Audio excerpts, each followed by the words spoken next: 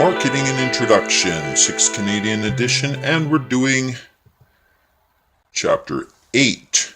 So we're still on Part 3, Designing a Customer-Driven Marketing Strategy and Marketing Mix. So this Chapter 8 is talking about developing and managing products and services. The objectives. 1. Define product and describe and classify different types of product offerings. 2. List and define the steps in the new product development process and the major considerations in managing this process, and explain why new products fail. 3. Describe the stages of the product life cycle and how marketing strategies change during the product's life cycle. 4. Describe the decisions companies make regarding their individual products and services, product lines, and product mixes. 5. Identify the 4 characteristics that affect the marketing of services and the additional marketing considerations that services require.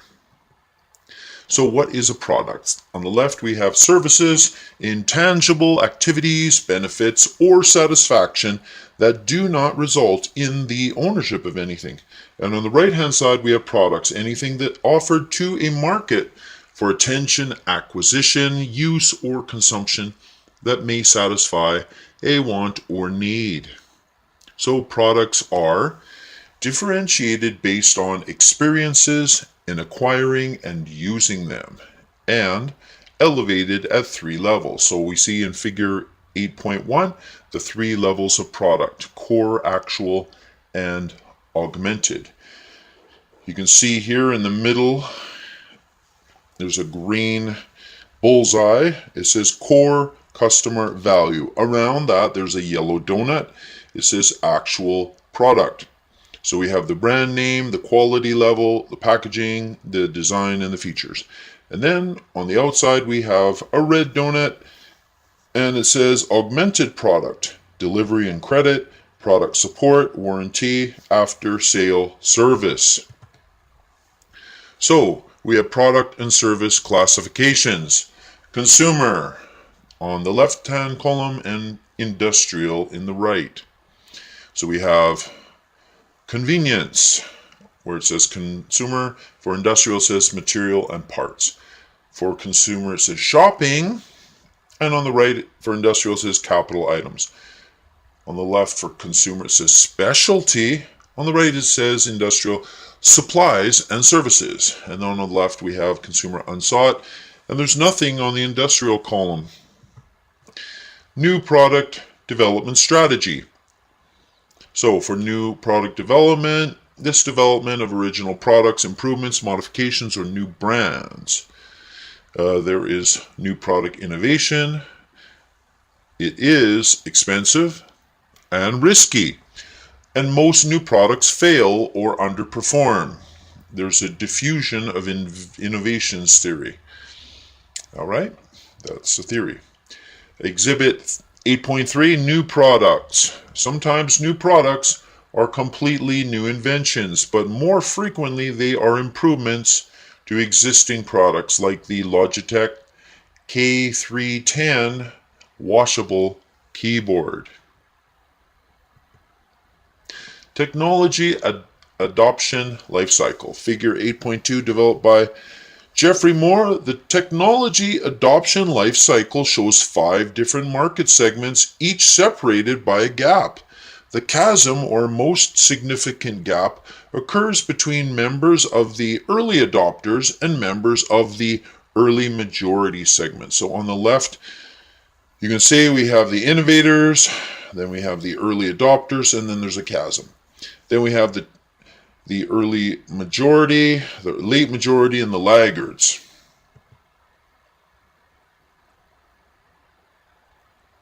So the new product development process. We have major stages in new product development.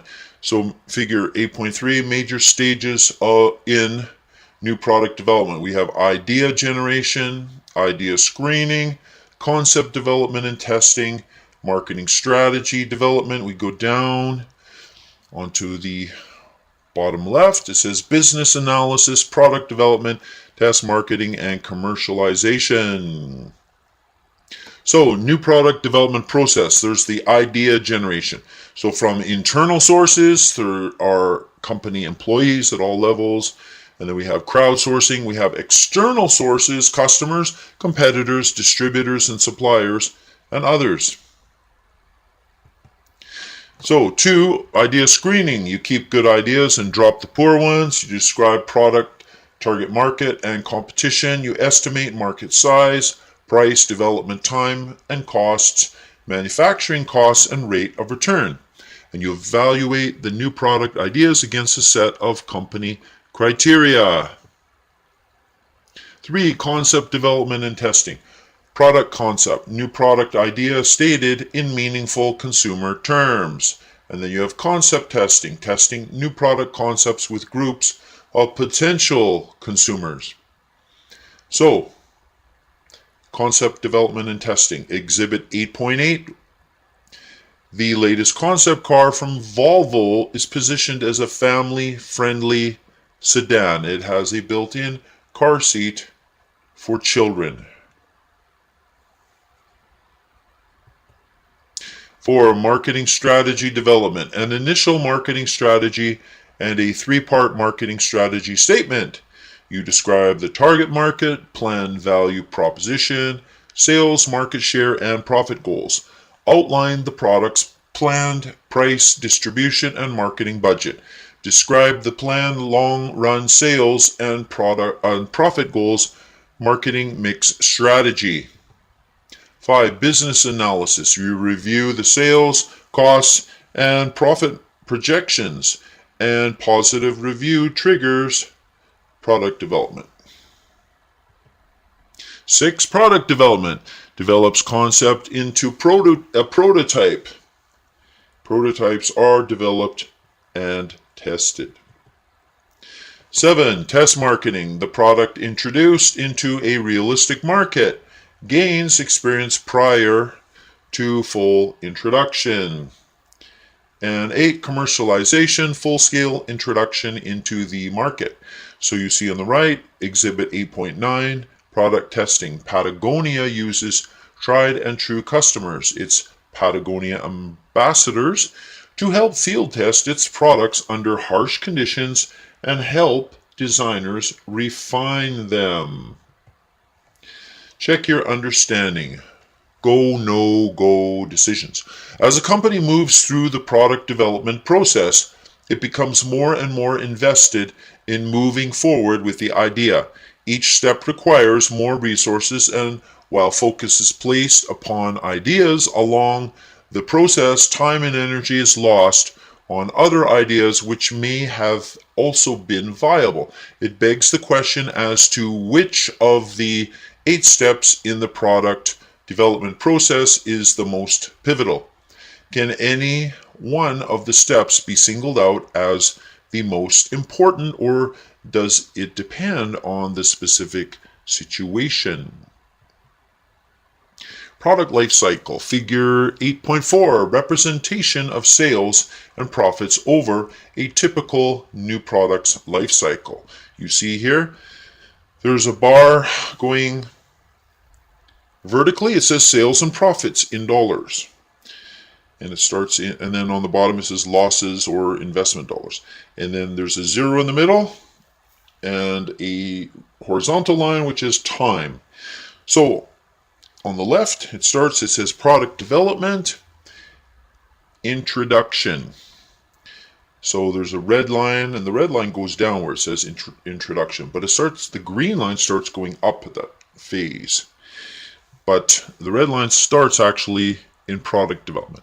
So then after introduction it goes growth, and then on top it says profits, under the line says maturity for profits. Okay, so, and then the last one it says sales, and then there might be decline there. So, summary of product life cycle, characteristics, objectives, and strategies. It says here, table 8.2, So we have the 4 stages: introduction, growth, maturity, and decline.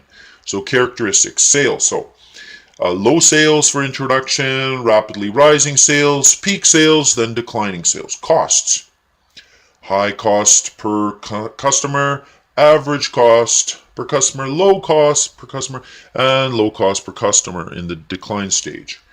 Then we have profits. Introduction is negative, then rising profits, then high profits, then declining profits. Customers, so introduction we got innovators, then we have early adopters, then middle majority, then laggards. And then we have competitors. Few competitors, growing number, stable number, beginning to decline, and declining number. And then we have another section. It says marketing objectives. So in the introduction, you create the product awareness and trial. The growth stage, you would maximize the profit while defending your market share. And then you would, in decline, it says here, reduce expenditure and milk the brand. All right, then we have the last box here. It says strategy, so product. So for the introduction cycle, offer a basic product, then offer product extensions, service, and warranty, then diversify the brand and models, and then phase out weak items. Price, you use the cost plus, you price to penetrate the market, you price to match or beat competitors, and then you cut the price. Distribution, build selective distribution, build intensive distribution, build more intensive distribution, and then during the decline you go selective, phase out unprofitable outlets. Advertising, you would build product awareness among early adopters and dealers, then you'd build awareness and interest in the mass market, you'd stress brand differences and benefits during maturity stage, and during decline stage you would reduce to level needed to retain hardcore loyalists. And then we have sales promotion. You would use heavy sales promotion to entice trial. You would reduce to take advantage of heavy consumer demand. You would increase to encourage brand switching. And then you would reduce to minimal level. And that is from our textbook. Styles, fashions, and fads. Figure 8.5. So we have on the left, it says style. We have sales on all of these L figures. That is the, what do we call it? The stem, the vertical part says sales, and then time is the horizontal line on this axis. So sales are kind of like up, down, up again, and down. And then for fashion, it kind of goes up and then down. And then for fad, it goes way up and then way down. Sounds like last year's real estate market. And then on the right, there's a photo of Best Buy hosting Guitar Hero. Remember when that was popular? So, product and service decisions. Product decisions. Physical attributes such as quality and design. Then we have packaging. Then we have labeling. Then we have sustainable packaging, and then product support services. So if you see in Exhibit 8.14 for packaging, it says, Pet Curian spent a year redesigning the packaging for its Go and Now Fresh lines of premium pet food because the company's director of marketing believes there is nothing more vital to the brand than its package. Product line decisions, product line length, line filling, or line stretching. Product mix decisions deal with 4 dimensions: width, length, depth, consistency. International product marketing decisions. Consider the example where Kraft Foods adapted the Oreo cookie for the Chinese market. Initially had the wrong segment and initially had the wrong flavor, and then packaging needed to be adapted. You see Exhibit 8.15, international product marketing decisions. Oreos weren't selling well in China until the marketer at Kraft adapted the product and its advertising to appeal to the Chinese. And there is Yao Ming the former basketball player for the NBA. Yes, Olio is the Chinese name. Services marketing. The service sector is vital to Canada's economy. We have on the left side a column that says government. So in that, it says hospitals, military, police and public safety, schools, and not-for-profit organizations. On the right-hand side, we have for-profit businesses, financial institutions, hospitality and tourism, real estate and land development, professional services, and entertainment. Special characteristics of services. We have figure 8.6. In the middle, this ball, blue ball, it says services. And on the left, we have some boxes. It says intangibility. Services cannot be seen, tasted, felt, heard, or smelt before purchase. Then it says variability. Quality of services depends on who provides them and when, where, and how. And on the right, it says inseparability. Services cannot be separated from their providers, and perishability. Services cannot be stored for later sale or use. Check your understanding. The struggle with service. Intangibility. It is the word most commonly used to distinguish goods from services. Goods can be touched, felt, tasted before purchase. Purchasers can try on shoes at the shoe store, take a car for a test drive, or sample wine at the vineyard's tasting room, all prior to making the purchase. To a certain extent, this presents enormous challenges for service-producing companies. How do these companies entice first-time shoppers to use their services? List tactics that have drawn you into purchasing services such as a hairstylist, restaurant, or post-secondary institution. Marketing strategies for service firms. So there are service profit chain, internal marketing. So figure 8.7, the service profit chain. On the left, it says internal service quality, internal support for service workers, good working environment. The second part of the chain says satisfied service employees, more productive employees. And then at the bottom, there's a chain that says greater service value, better, more efficient service to customers. And then there's another link to the chain that says satisfied customers. Loyal customers repeat purchases and refer others. And then we have profits where it says more customers lead to growth and profits.